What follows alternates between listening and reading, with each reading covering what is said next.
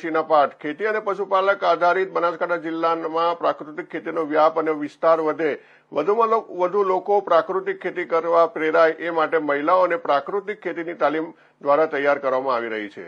ગ્રામ્ય વિકાસ મંત્રાલય તેમજ કૃષિ અને ખેડૂત કલ્યાણ મંત્રાલય દ્વારા પ્રાકૃતિક ખેતીને પ્રોત્સાહન આપવા માટે કૃષિ સખી તાલીમ કાર્યક્રમ શરૂ કરવામાં આવ્યો છે।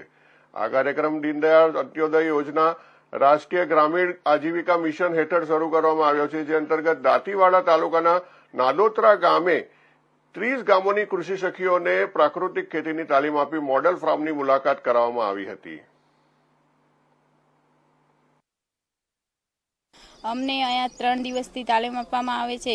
પહેલા તાલીમમાં પ્રાકૃતિક ખેતી વિશે અમને 3 દિવસથી આ શીખવાડવામાં આવ્યું। બીજામૃત, જીવામૃત, ઘનામૃત, આચ્છાદન, ભેજ અને સહસજીવારોહણ વિશે શીખવાડવામાં આવ્યું।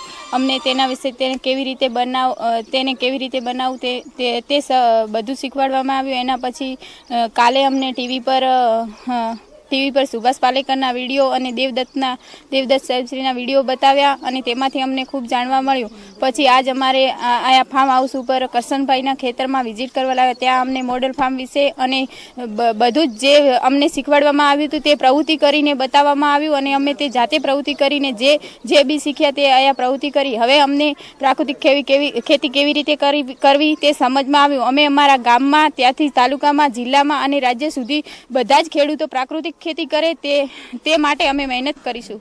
જય હિન્દ, જય ભારત।